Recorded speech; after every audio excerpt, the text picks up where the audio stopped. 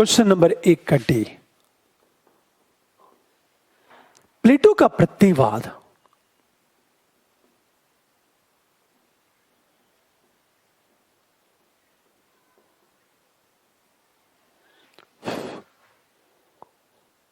प्रयोजनवाद,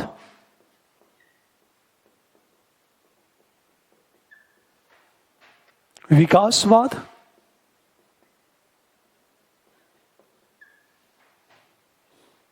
समन्वयवाद,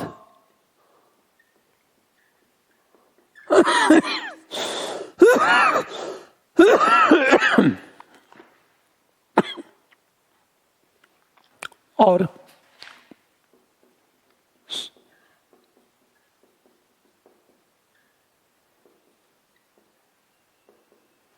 प्रतिनिधि सिद्धांत।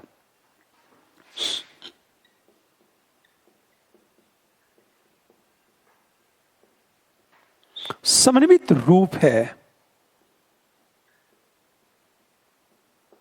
स्पष्ट करें। देखो आप क्वेश्चन नंबर 1 का डी देखो। आप फर्स्ट पैरे में क्या करोगे?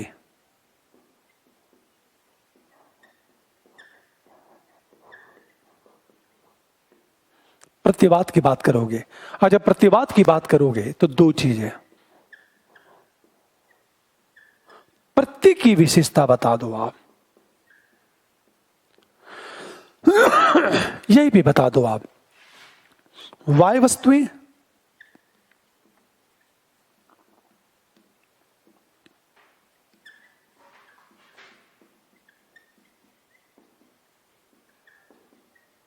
अभिव्यक्ति, जैसे गोत्व, हम गाय की बात करें, इतनी बात है। फिर एक प्रश्न, प्रतिवाद में सारी बातें बतानी है आपको। ये प्रत्यय ज्ञान का विषय, हमेशा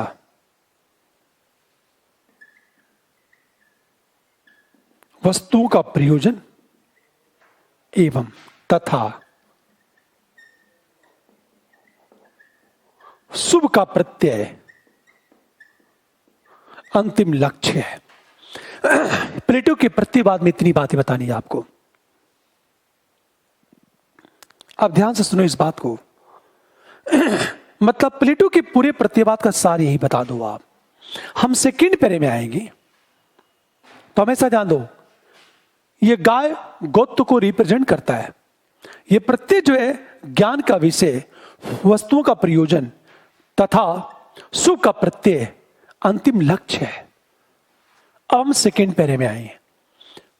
प्लेटो का प्रतिवाद प्रयोजनवाद है और विकासवाद है, समन्वयवाद और प्रतिनिधि सिद्धांत का समन्वित रूप है।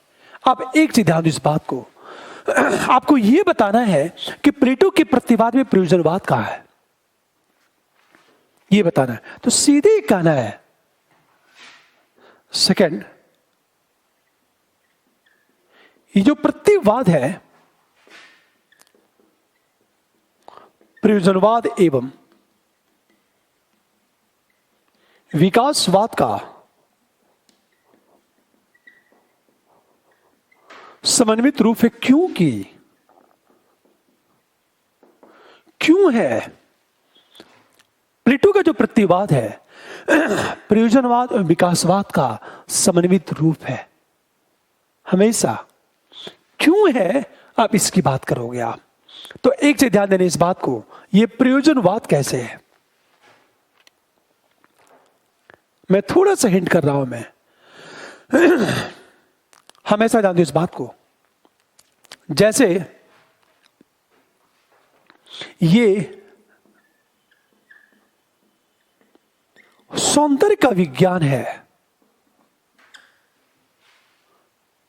हमेशा ध्यान दो, और ये सुंदर वस्तुएं हैं। आप सोचो जरा, ये विकास के पथ पर लगातार अग्रसर है।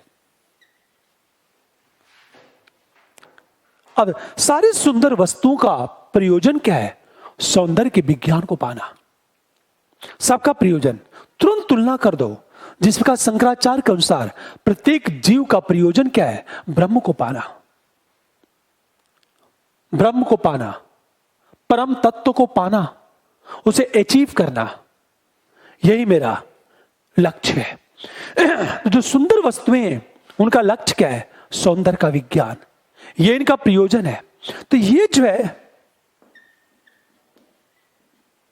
प्रयोजन और निरंतर विकास के पथ पर अग्रसर होना, यही आपका विकासवाद है। विकास के पथ पर अग्रसर होना विकासवाद, और इनका प्रयोजन क्या है? आप आंसर कैसे चलेगा? आपने तुरंत शंकर से तुलना कर दी, लेबनिज से तुलना कर दो, आप लेबनिज से भी तुलना कर दो कि सारे चिदड़ों का लक्ष्य क्या है? चेतना का निरंतर विकास करना, हमेशा वो प्रयोजन है और विकास के पथ पर अग्रसर है। ईश्वर क्या करता है? विज्ञानों के अनुरूप जगत की वस्तुओं का निर्माण करता है, लेकिन हूबहू वैसा नहीं बना पाता। इसे जगत की वस्तुएं विकास के पथ पर अग्रसर होती हैं अपने वास्तविक स्वरूप को पाने के लिए। उन सब का प्रयोजन क्या है? अपने वास्तविक स्वरूप को पाना। जैसे जगत के सुंदर वस्तुओं का प्रयोजन क्या है? सौंदर्य के विज्ञान को पाना। ये इनका पर्पज है, ये इनका लक्ष्य है, और निरंतर विकास के पथ पर अग्रसर है। ये विकासवाद है। यहां तुलना दो चीज करोगे, हम शंकर की बात करें, आप लेबनिज की बात करो, और दूसरी चीज आप अरस्तु की तुलना करो। ये विकास संभाव्यता से वास्तविकता की ओर हो रहा है। मैंने क्या कहा आपसे? ये वास्तविकता, ये संभाव्यता, ये इनका प्रयोजन है, ये इसका लक्ष्य है। लगातार विकास हो रहा है। लेबनिज ने भी चिदड़ुओं की बात की, विकासवाद और प्रयोजनवाद दोनों को माना। और शंकर ने तो यह कहा कि प्रत्येक जीव का अंतिम लक्ष्य क्या है? ब्रह्म को पाना। तो अरस्तु, लेबनिज और शंकराचार्य तीनों से आप तुलना कर दोगे। आप यहां पर अब देखो, समन्वयवाद और प्रतिनिधि सिद्धांत का समन्वित रूप है। आप थर्ड पैरे में आओगे। आप जब आप थर्ड पैरे की बात करोगे, आप अच्छा, हर प्रश्न में एक फिगर जरूर बनाना है। मैं समन्वयवाद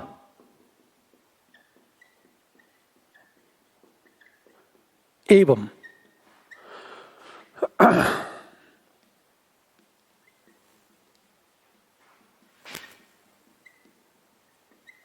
समन्वित रूप है। क्योंकि पूरी बात ध्यान देना, प्लेटो ने एक और अनेक, प्रत्यय जगत और इंद्रिय जगत,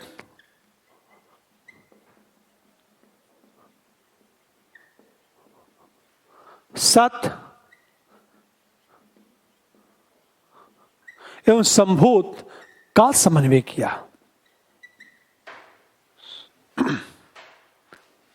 पूरी बात ध्यान देना, एक और अनेक का समन्वय किया। हमेशा उन्होंने क्या कहा? विज्ञान अनेक है पर सब एक चेन में बंधे हुए हैं, तो एक है। पूरी बात ध्यान दीजिए। जैसे मैंने क्या कहा कि सारे ग्रह अनेक हैं पर सब एक गैलेक्सी के भाग है, ब्रह्मांड के भाग है, और ब्रह्मांड एक है। प्रत्येक जगत, इंद्रिय जगत दोनों को माना। प्रत्येक जगत को ज्ञान का विषय, इंद्रिय जगत को विश्वास का विषय माना। दोनों का समन्वय किया। सत और संभूत दोनों की बात की उसने, का समन्वय कर दिया। लेकिन आप प्रतिनिधि सिद्धांत की जब बात करोगे, आप तीसरी क्या कहा? ये गोत्व प्रत्यय है, ये गाय है विशेष, और गाय क्या हो रही है? इसको रिप्रेजेंट कर रही है। प्रतिनिधि सिद्धांत की बात करें, हमेशा यहीं पर जब प्रतिनिधि सिद्धांत की बात करोगे, तुरंत लॉक से तुलना कर दो। आप जैसे मैंने कहा, लॉक और विंडगेस्टिन से तुलना कर दो। आप देखो, आप कैसे प्रतिनिधि सिद्धांत, बात कैसे लिखोगे? वाय वस्तुएं प्रत्ययों की अभिव्यक्ति है, जैसे गाय गोत्व की अभिव्यक्ति है। जगत की सारी सुंदर वस्तुएं सौंदर्य विज्ञान की अभिव्यक्ति है। यही प्रतिनिधि सिद्धांत है। आप सोचो जरा, जैसे तुरंत ये तुलना करोगे लॉक से, और लॉक ने क्या कहा? लॉक ने क्या कहा? यह वाय वस्तु है, इसमें मूल गुण होते हैं, ये मेरे मन में संवेदना उत्पन्न करता है, संवेदना में प्रतिबिंब को अंकित कर देता है।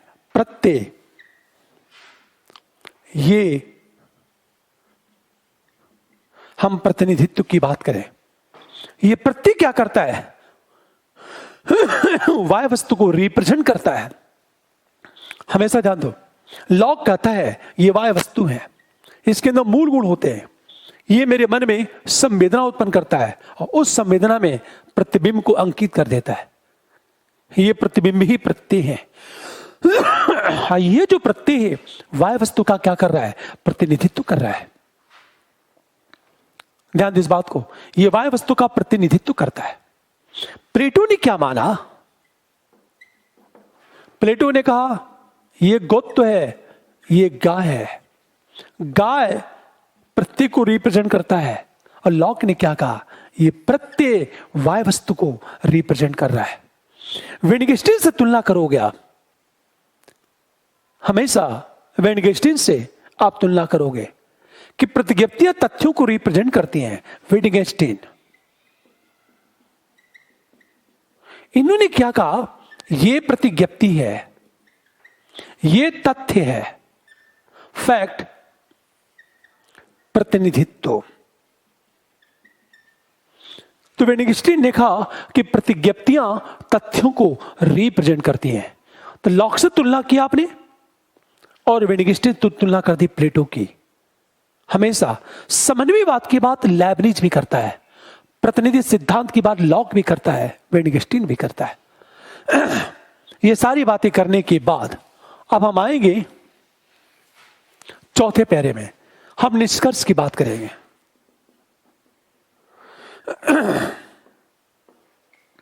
आप हमेशा जान लो, जब निष्कर्ष की बात करेंगे तो निष्कर्ष में हम क्या करेंगे? सीधे इस प्रकार प्लेटो का दर्शन अद्वितीय दर्शन है।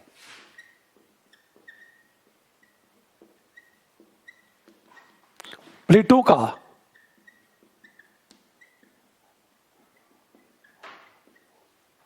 तथा संपूर्ण पाश्चात्य दर्शन के लिए मार्गदर्शक है। इतनी बातें आपको कहनी है, आपका आंसर क्लोज। पहला क्वेश्चन के 4 पार्ट। अगले खंड में डिस्कस करेंगे सेकंड क्वेश्चन के 4 पार्ट। और मेरी पूरी कोशिश है लगभग 500 प्रश्न को डिस्कस किया जाए। इस तरह आपको लिखना है। जब हर बात को टू द पॉइंट लिखोगे आप तो नंबर अवश्य मिलेगा। Okay, thank you.